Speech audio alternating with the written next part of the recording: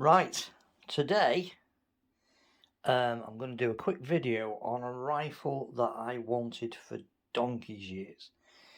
I remember when I was probably in my mid to late 20s going to the game fair at Weston Park, and there was a stand there selling really high-end shotguns, but as part of his display he had two guns that really took my imagination and impressed me at the time. One of them was the Wesley Richards highest possible air pistol that was securely locked away in a case, display case on his stand, and that thing was stunning. I remember looking at it and thinking, my God, look at that compared to air pistols that were around at the time. This would have been about the 80s, something like that. And the other one that he had on a rack behind him, he had two or three of them on a rack behind him, hung up at the back of the stall, and that was the Webley Mark II service air rifle. And again, the effect was the same. I looked at it and I thought, wow, that is an unbelievably interesting, beautiful and unusual looking air rifle, and I desperately wanted one. And it's took me a nigh on 30 years, more than that, 40 years to get them, but finally I have. I have finally got in my collection of air rifles a Webley Mark II service and a Wesley Richards highest possible. So this is my Webley service.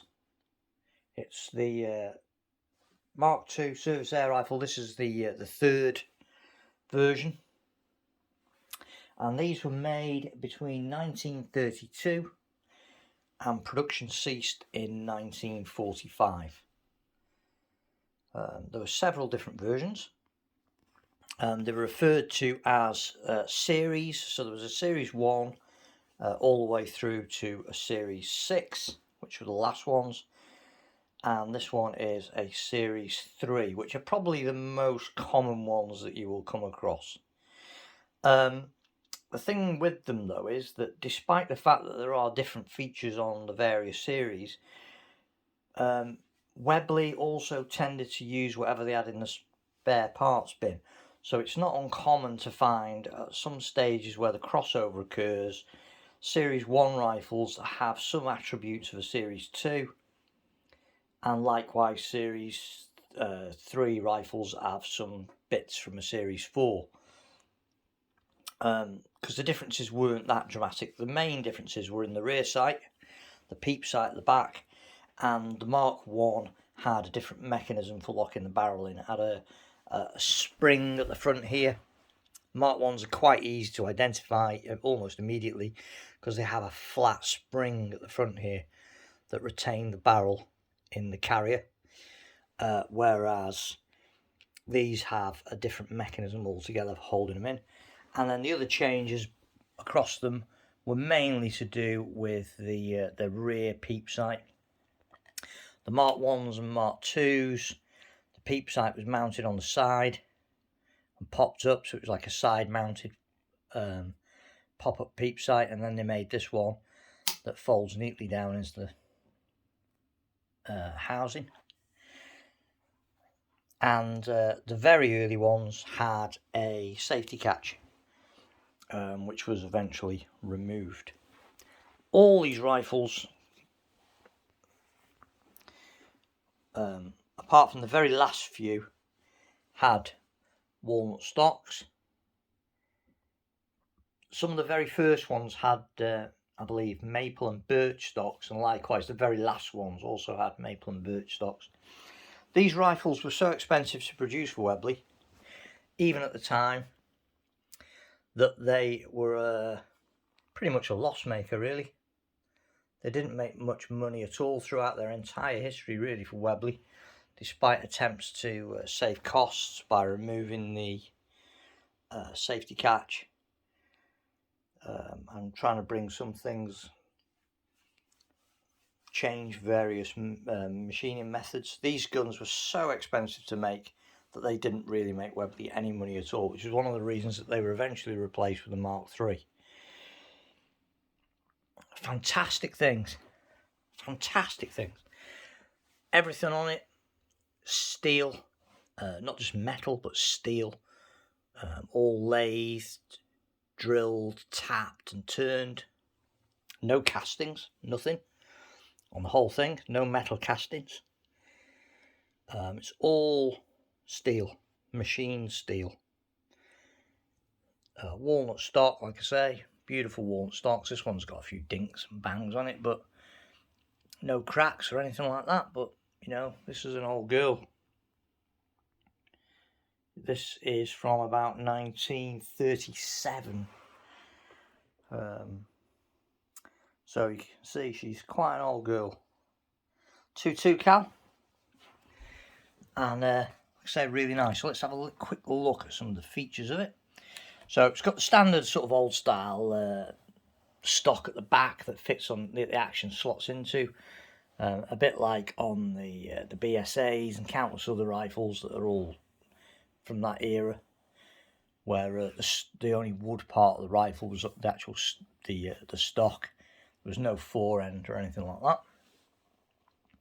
that. Unusual that it's got a peep sight already built on it. A lot of rifles came with peep sights, but they were actually extras, like some of the BSAs. You could get peep sights for them, but they weren't an integral feature of the gun from the word go. Whereas on the Webley service, the peep sight in one form or another was constant right through from Series 1 all the way through to Series 6. It also had a fully adjustable rear sight, and again, that in itself is a work of art, beautifully made. Only adjustable though for elevation.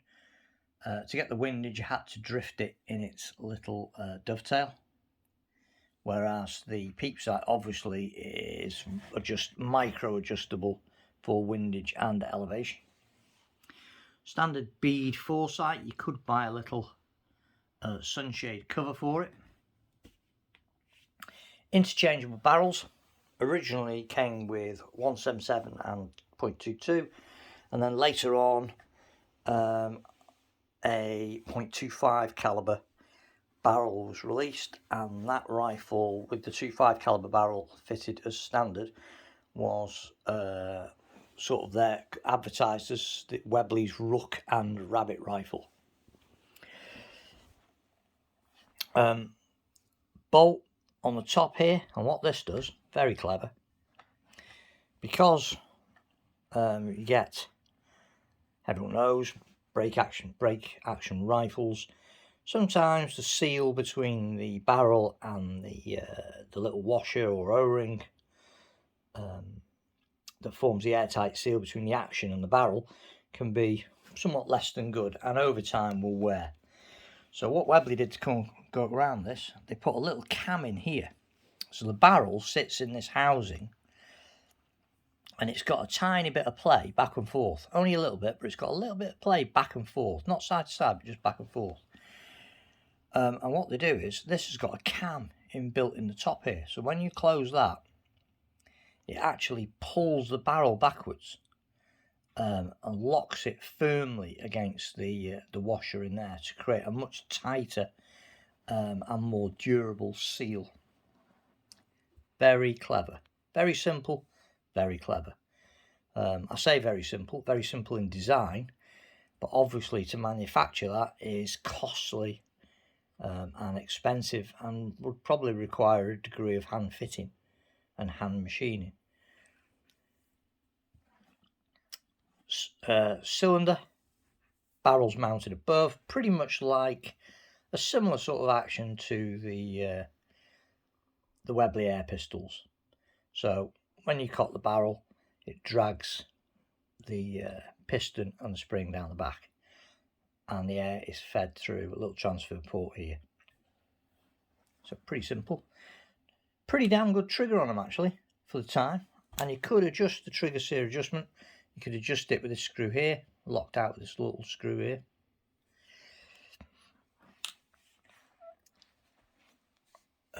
Like I say, fully interchangeable barrels. I'll show you how you do that.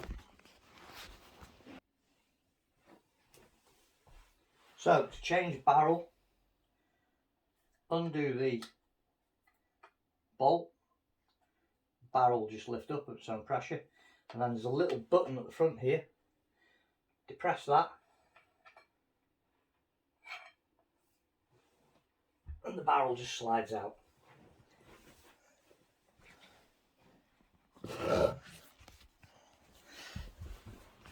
And if we look at the barrel, you can see that on the bottom of the barrel there is a little runner built into the bottom of the barrel.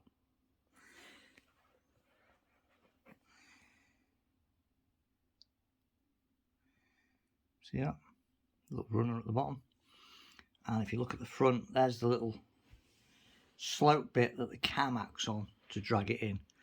The barrels had the serial number stamped on the bottom, and if you're buying one of these, it's worth making sure that the serial number of the barrel matches the serial number of the rifle. Because they're so old and the barrels were interchangeable, it's not uncommon to find some of these for sale with barrels that have a different serial number to the rifle, where they're sort of made up from out the spare parts bin, if you like. Barrel slides into this very clever and very neat and smart little carriage system on the top here, and this little button here is what holds it in place. And the other thing about these Webleys is that they have a intercepting sear mechanism on the top here. That's this thing here, and that acts like a kind of bear trap type mechanism, or anti-bear trap type mechanism when you're cocking it. So as you're cocking the rifle, this little intercepting sear clicks down on the piston and stops it coming back. And then when you lock the barrel back into the bolt action here, it presses down on the top of the intercepting sear and lifts it up out the way, so that the piston is held on the trigger sear and not on that little intercepting sear. It's a very clever mechanism to stop the barrel flying back up if you accidentally pull the trigger while you're cocking it. As you can see, a lot of engineering required in these things, and that is why they lost so much money for Webley and were never a big money spinner. They were just, even at the time, they were just too complex. You'd probably never be able to make one of these to this standard. I know that there was a company that were going to try and make a sort of rough copy of them, but they were made with castings. They weren't all made with machined parts, steel parts like this one was, and it never came to anything anyway. I think they made a couple of prototypes and that was the end of it. They're just too expensive to make this out of the same components and to the same standards. This rifle would make a Delta Wolf look cheap. It really would. Though having said that, I couldn't see a Delta Wolf still being used 100 years from now, unlike this thing, which is getting on for 100 years old and still shoots. I mean, it only delivers about 10 foot-pounds, but it still shoots, it's still accurate, and it's not as if it's been put away in a cupboard somewhere and not used. This thing's had a lot of use. I mean, look at the stock. The stock's got a good few dinks and donks on it. You know, this has had a lot of use over the years, and yet still, nearly 100 years later, this thing's still shooting away and doing really well. These things are incredibly good. This was from an era when British gun making was at its peak. We really did pretty much have the market in, especially air pistols, covered with all those mighty fine Webley pistols. and all the other ones, the Wesley Richards, the Abbas, the Warrior, and all those things. Really, really well made steel machined pistols. And this Webley Mark II is in the same vein. They're just amazing. Anyone that's not actually seen one in the flesh, there's something about them. They don't feel like an airgun. They just don't. They don't feel like an airgun. It feels like a proper gun. It feels like a proper bullet gun. It's that solid. You know, there's a degree of heft to it, but it's not just its weight, it's just its solidity. Everything about it feels beautifully engineered and really well made. As for markings, they have Webley Service Air Rifle Mark II stamped on one side of the cylinder, along with manufactured by Webley and Scott Limited, Birmingham, England. And they have the little Webley, I don't know whether you can see that actually, the little Webley winged bullet logo on the top there. The serial number is stamped at the base of the trigger guard here, and on the other side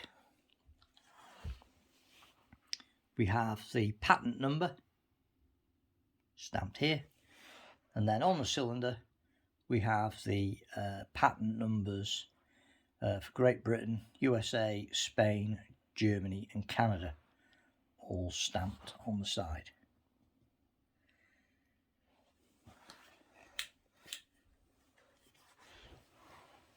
So there it is. Fantastic rifle. Like I say, there were 6 series made. The Mark III, the Series 3 ones are probably the most common ones that you'll come across. The Mark 1s are pretty scarce, the Series 1s are pretty scarce. And the later series, they didn't make so many because they were getting ready, because the war interrupted production, and also they were getting ready to bring in the Mark III. But yeah, a fantastic rifle, like no other really. And if you think that rapid barrel change is something that a lot of companies are boasting about now, FX, the Delta Wolf, all sorts of things going on about how quick and easy the barrel changes are, this thing leaves them in the dust. It was so ridiculously simple. Literally depress that little knob and slide the barrel in, and that's it. Talk about being ahead of the game. Fantastic rifle with a really, really good bit of history behind it. If you're an air gunner, I think you should always try and if you can, try and find one of these and have a look at it. And it really does bring home how, I hate to say it, but how averagely made most modern air rifles are, with a profusion of plastics and really cheap die cast alloy bits of metal on them. These things were just made just superbly. It really does feel like a full bore rifle. Thanks for watching, and enjoy this little bit of British history.